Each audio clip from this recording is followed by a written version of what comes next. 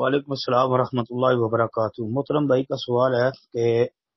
نبی کریم صلی اللہ علیہ وآلہ وسلم نے جو زندگی میں کبھی ایک مرتبہ کام کیا ہے اس کو دلیل بنایا جائے گا، اس کو اپنے اس پر عمل کیا جائے گا، یا جو آپ نے متواتر کام کیا ہے اس پر عمل کیا جائے گا؟ محترم بھائی بات یہ یاد رکھیں سب سے بنیادی کہ جناب محمد کریم صلی اللہ علیہ وآلہ وسلم کی سنت حدیث میں جو چیز وارد ہوئی ہے، اگر تو وہ بالکل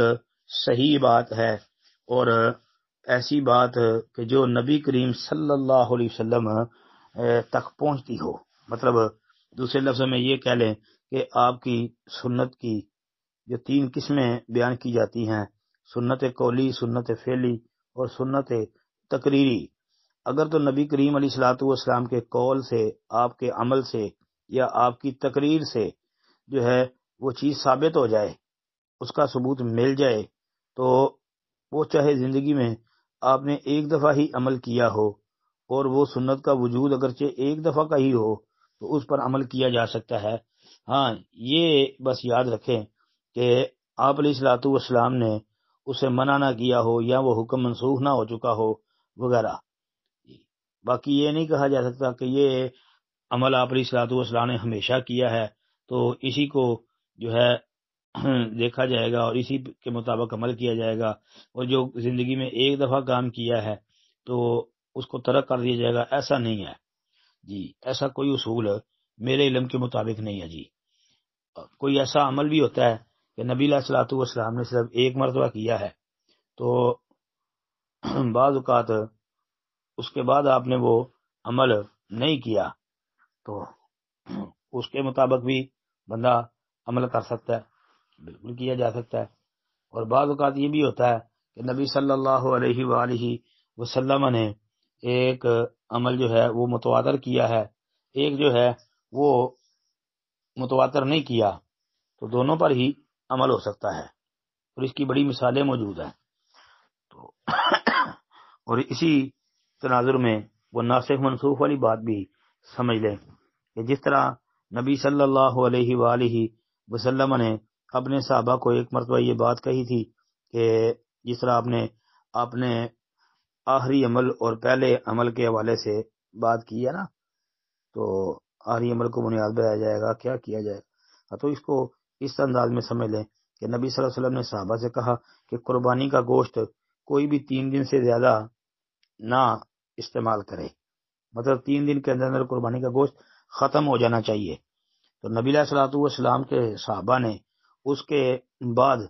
جب اگلا سال آیا تو پھر نبی علیہ السلام کے صحابہ نے پوچھا اللہ کے رسول اس مرتبہ کیا حکم ہے؟ تو آپ علیہ الصلوۃ والسلام نے فرمایا کہ اب آپ نے یہ کرنا ہے کہ کلو کھاؤ و تصدقو اور صدقہ بھی کرو، ودخرو اور ذخیرہ بھی کر لو۔ مطلب یہ ہے اب قربانیاں کو گوشت کھا بھی لو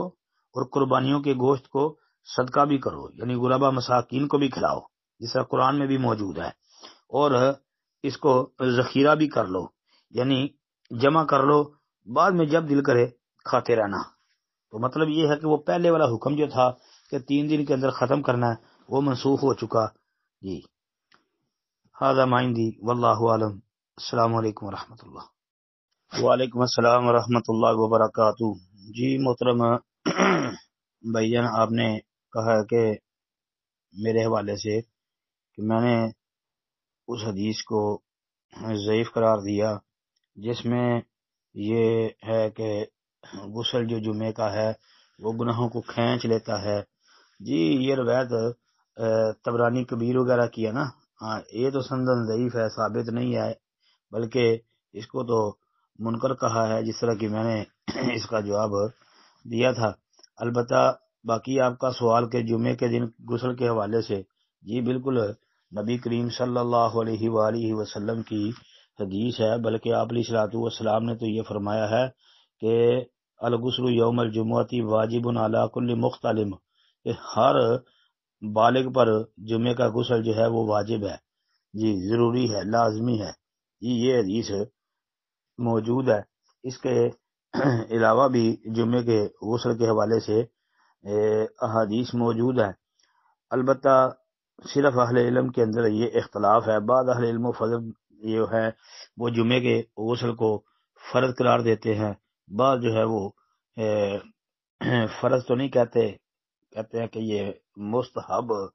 عمل ہے جی، اس کو فرض نہیں کہنا چاہیے، بس یہ علماء کے درمیان اختلاف ہے۔ باقی جمعے کے دن غسل کے حوالے سے صحیح حدیثیں موجود ہیں اور بڑی ان کی فضیلت اور اہمیت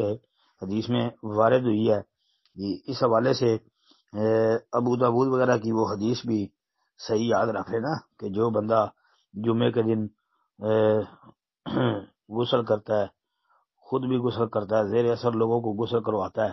اور پھر صبح جلدی جمعے کے لیے چلا جاتا ہے اور پیدل چل کے جاتا ہے، سوار ہو کے نہیں جاتا، تو امام کے قریب ہو کے بیٹھتا ہے اور پوری توجہ کے ساتھ جو ہے وہ جمعے کا خطبہ سنتا ہے اور درمیان میں کوئی کسی قسم کی فضول حرکت نہیں کرتا، تو جب وہ جمعے کی نماز سے فارغ ہوتا ہے تو اس بندے کے نامہ اعمال میں جو ہے 1 سال کے نفلی روزوں کا ثواب اور 1 سال کی نماز تہجد کا ثواب جو ہے وہ لکھ دیا جاتا ہے۔ تو اس کے علاوہ بھی جمعے کے غسل کے حوالے سے صحیح حدیثیں موجود ہے جی۔ ھذا ما عندی واللہ اعلم۔ السلام علیکم ورحمۃ اللہ وبرکاتہ۔